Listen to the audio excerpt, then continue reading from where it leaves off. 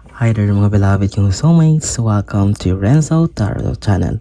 Nandito naman po ang inyong lingkod para pagsamahan po natin ay isang soulful and meaningful na tarot reading. Dito lamang po sa inyong lagi naabangan, sinusubaybayan at pinakamahalaga Renzo Tarot Channel. If this is your first time po sa ating channel, please don't forget to like, mag-comment po kayo kapag nakaresonate po kayo. At of course, wag nyo pong kalimutang mag-subscribe po sa ating channel. Okay? Mega shoutout po sa ating mga soulmates sa mga panig ng Pilipinas at lalong-lalo na sa ating mga pinakamamahal ng overseas Filipino workers o OFWs na lagi nakaabang sa ating mga videos at napakainit po ng suporta. Maraming salamat po sa inyo. Okay, ang ating pong reading ngayon ay isang bonus reading. Okay, bonus reading po ito ha, para sa inyong mga nasa sign ng Sagittarius. Okay, Sagittarius, ulitin ko, para sa inyo itong bonus reading natin. Wag natin pang patagalin pa. Okay, para sa inyo to Sagittarius, bonus reading po. Okay, and kapag may kakilala po kayo ha, kaibigan, kamag-anak, opisina na mahilig rin po sa tarot reading, please recommend po, don't hesitate na i-recommend po ang ating channel sa kanila. Okay, sapagkat kailangan natin, alam ko sa panahon ngayon, napakarami yung mga taong ang dami mga pinagdadaanan, that's why they need guidance. Kailangan nila ng tulong at kahit pa paano may mga kailangan nila ng something na makamotivate or makatulong sa kanila para ma-cheer up sila sa kanila mga pinagdadaanan sa buhay. Okay? Sige. Okay. Simulan na natin. Spirit Universe, Spirit Guides, bigyan niyo po kami ng 10 baraha para sa aming bonus reading para sa aming mga pinakamamahal na nasa sign ng Sagittarius. Okay? Kapag bago ka po sa ating channel, kumukuha po ang unique code ng 10 baraha na siya pong in-interpret natin base po sa energy na binibigay ng universe. At tuloy-tuloy po, kinukuha po natin ng 10 baraha para hindi na po tayo mag-shuffle mamaya. Kasi baka ma-distract po tayo sa ating reading. Para tuloy-tuloy po tayo kapag nakalatag na po ang 10 baraha, mas maganda po sabagat walang distraction. Okay? Spirit Universe, Spirit Guides, 10 cards please for Sagittarius. Ayun, manahulog na pong dalawa. Spirit Universe, Spirit Guides, Spirit Universe, Spirit Guides, Spirit Universe, Spirit Guides. 1, 2, 3, 4, 5. 5 pa po. Sige, ayusin ko po ang mga baraha. Meron na po tayong 5 na nahulog. Sige. Spirit Universe, Spirit Guides, 5 cards please. 5 pa pong baraha para sa aming mga nasa sign ng Sagittarius. Okay. Last 5 cards please. Ayun. 4 na lang po. Spirit Universe, Spirit Guides. 1, 2, 3, 4, 2, 4, 6, 8, 9. Isa na lang. Okay, last 1 card. Meron na po tayong siyam. Spirit Universe, Spirit Guides, last 1 card please. Ito, sige, ayun. Okay, maganda kayo Sagittarius. Buo na po ang inyong 10 baraha. Okay, lalatag na natin.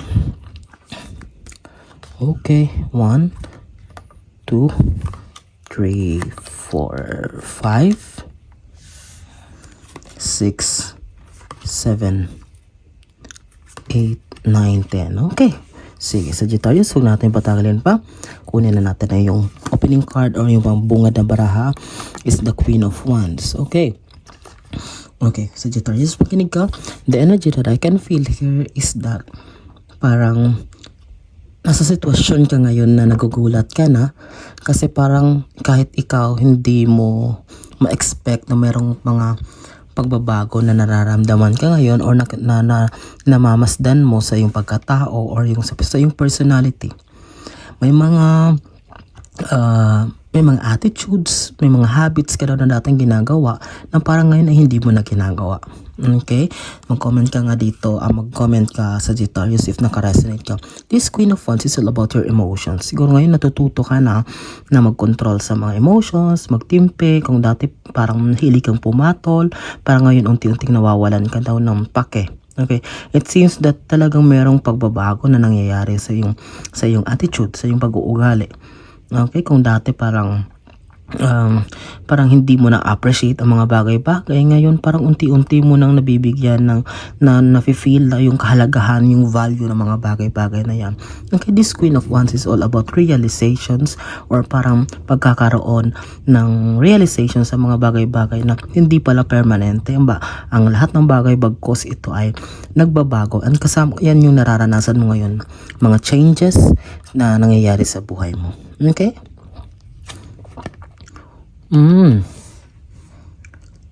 Seven of Wands. Okay. Sige, Sagittarius. Alam ko aware ka, may idea ka sa taong ito. No comment ka ha.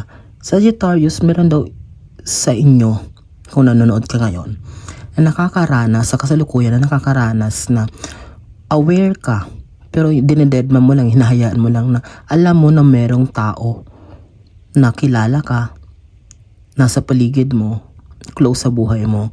Alam ko may idea ka na ito'y may ginagawang hindi maganda sa'yo. Gusto kong pabagsakin, sinisiraan ka, ginagawang ka ng issue, chinichismis ka sa iba. And it seems na parang hinahayaan mo lang. Kasi itong Queen of Wands, okay. Ayun o, di ba sabi ko nga, parang naging matured ka, parang nagkaroon ka ng na hindi patulan tong taong ito. But pinapakita lang ng baraha dito na meron talaga na there's a person behind your back na gusto kong pabagsakin, or yun, hindi masaya sa mga nangyayari sa buhay mo, Sagittarius. Sige, mag-comment nga kayo. Pangatlo, Knight of Swords. It seems talaga na may inggit, may palalim na inggit itong tao na to sa'yo. Or siguro, parang ang nakikita ko dito ay parang nakaalitan mo din siya for the past. Parang may nagkaroon kayo ng history na parang nagkaalitan, nagkatampuhan, nagkasagutan. Okay, itong tao na to, ito yung nafe-feel ko dito, Sagittarius. Ito yung tao na dinidil mo ngayon ay someone na nagkaroon ka ng conflict before. Basta nagkaroon kayo ng confrontation, sagutan, tampuhan, basta it's all about person na na-meet mo or na-involved sa buhay mo na parang nagkaroon kayo ng hindi magandang ugnayan or communication. Okay? Here, tingnan mo Knight of Swords, nagkaroon ng pagtatalo. Pang-apat, Sagittarius is, okay, you need to move on. Okay. Itong tao na to ay andyan lang siya para linlangin ka, padala siya ng kalaban para i-distract ka. Because why? Bakit siya sinasabi sa Sagittarius? You need to focus dito sa positive side na binibigay ng universe as a King of Pentacles. Ayan, there's a bountiful blessing na parating sa'yo. That's why naiinggit itong tao na to eh. Because as a King of Pentacles, talagang umaapaw yung biyaya. Siguro yung kung sa ngayon ay hindi pa talaga, blessings pa nga lang na paunti-unti dumarating sa'yo, naiinggit na siya. How much more kapag ibuhos na ni universe itong blessings na parating sa'yo. Itong malaking achievement, malaking tagumpay na yung mararanasan. Of course, talagang siguro baka mahimatay itong tao na to. Talagang he or she is not really happy about kung ano man ang itong nangyayari sa buhay mo. Okay? And yun, this King of Pentacles is just showing that that person is talagang is not in a good shape. Talagang hindi, tinan mo itong Knight of Swords, talagang merong something about parang na-involve sa confrontation sa inyong dalawa. Okay? Yun, dead man na lang kasi kumbaga ano lang yan siya, panggulo or parang distraction lang. Kasi pag ma-distract ka, syempre, you will not have your focus. Mas lalong masisira or parang hindi ka makakapunta sa iyong kung ano man yung goal na yung gustong marating. Okay, fifth card is Chariot. It's all about movement. Sabi ko, there will be a movement. Tingnan mo, magkatabi pa sila ni Pentacles. It means that there will be an elevation or magkakaroon ng movement in terms of finances. Kasi tingnan mo yan, Pentacles is money. Okay? Nagpapatunay lang dito na talagang Sagittarius, you will bound for a chapter in life na kahit ikaw magugulat ka na akala mo yun na, but there's more. Okay? There's more kasi syempre a lot of surprises sa mundo ngayon. Parang sa bilis ng mga pangyayari, sa bilis ng mga ikot ng mundo, akala natin minsan may mga na overlook tayo, parang may mga nakakaligtaan sa sobrang bilis ng mga ng araw, ng mga ginagawa natin. But this Chariot card will help you or will show you, kumbaga marirealize mo na talagang okay, kapag naging medyo one step at a time tayo, but makukuha natin ang lahat. But this Chariot card is just showing that there will be a movement. In all aspects of your life, magkakaroon ng paggalaw or pag-move because this Chariot is a very beautiful cards. Lalo na kung may inaantay kayo na something na talagang a very big thing na parang inaantay nyo sa buhay nyo. This is the confirmation as a Chariot na that will come on your way, but konting antay na lang. That will come into fruition. Magbubunga ang lahat para sa'yo. Knight of Wands. Okay, Wands as emotions. Ito yung mga maliliit, mga minor lang kasi as a knight. Although andito sa ilalim yung mga dreams mo. Mga minor lang to, ng mga dinidil mo sa ikaw lang yung tawag nito, mga internal battles. Yes, that's the term. Internal battles na ikaw lang nakakaalam, and of course kayang-kaya mo masolusyonan ito. But itong mga problema nito na dinidil mo na kayo lang is may kinalaman sa emotion kasi one siya. Parang siguro may mga konting ito nga, connected siya dito sa mga taong nakatampuhan na parang siguro you want to settle it.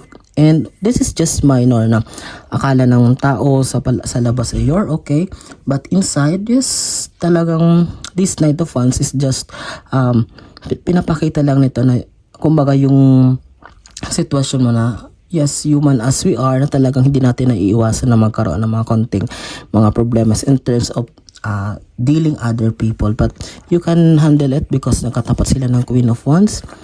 Priestess, the High Priestess. Okay, merong iba sa inyo na Sagittarius na lalakas or parang activate yung in terms of spirituality, siguro hindi kayo aware, but there are some of you na parang pinanganak or born din na may gift in terms of spirituality, or siguro parang yun, malakas ang intuition, malakas ang kutob, because High Priestess is all about something higher, higher being na parang nag-guide sa atin. Okay, this High Priestess card is just showing na Sagittarius, please listen to your intuition, pakinggan yung kutob niyo in terms of paggagawa kayo ng mga decision sa buhay. And this is a beautiful card because this is just showing that a higher being or maybe your ancestors is helping you or guiding you throughout the way. Next is a World card, a new beginning. Okay, new world, a new chapter of your life will unfold. Magkatapat siya dito sa Knight of Swords. It means na kung i-dead mo lang, kung hindi ka magpapapekta dito sa mga distractions na to. Okay, a beautiful life, a new world will come for you because this new world card is just showing na pinapakita lang nito na talagang you deserve to have a new life after all the trials that you have come, Sagittarius, lalong-lalo na in terms medyo nag-struggle kayo, lalong-lalo na sa socialization or in terms of sa pakikisalamuha sa mga tao. Kasi although you are doing great, although maganda naman yung intention mo ginagawa mo, still ito dito na may misinterpret ka pa rin. That's why parang ang nakikita nila ay parang ikaw pa yung napapasama. Okay, but that's part of the process. Pero mag-focus kayo dito sa new world, itong panibagong days or ahead or months that will be coming for you na a new beginning. Okay, a new beginning will unfold in your life. Okay, 9th card is okay, 5 of Cups. Okay, 5 of Cups is a little bit of frustrations, parang medyo frustrated kayo, parang medyo ang tawag nito, parang hindi kayo masaya, frustrated, what is this, parang medyo there's an emptiness kayo nararamdaman. Okay, although there's a blessing na dumarating, but it seems na parang may kulang, mayroon kayong hinahanap sa buhay nyo. Okay, and 10th and last card, wow, tingnan natin, tapusin natin sa napakaganda 9 of Cups. Okay, 9 of Cups is a card of confidence. Okay, tingnan mo, punong-puno na ka na ng achievements and you are bound for more. And this, magkatapat pa sila ni Chariot, ibig sabihin talagang merong pag-move, merong ka talagang sudden, mabilis ang paggalaw ng mga biyaya na parating sa'yo. Magkatapat sila ni Chariot, di ba sabi ko? Ayan, kung ano man yung inaantay mo, talagang darating yan sa tamang panahon, perfect time, maniwala ka lang, have faith, Sagittarius, everything will fall into place for you. Okay? That's it. Yan po isa namang soulful and meaningful na tarot reading nating pinagsamahan. Naway, wag po kayo magsawa na sumuporta po sa ating mga marami pang readings na parating. Nasaan mo po kayo ngayon, amang ginagawa nyo, mag-iingat po kayo lagi. And God bless us all.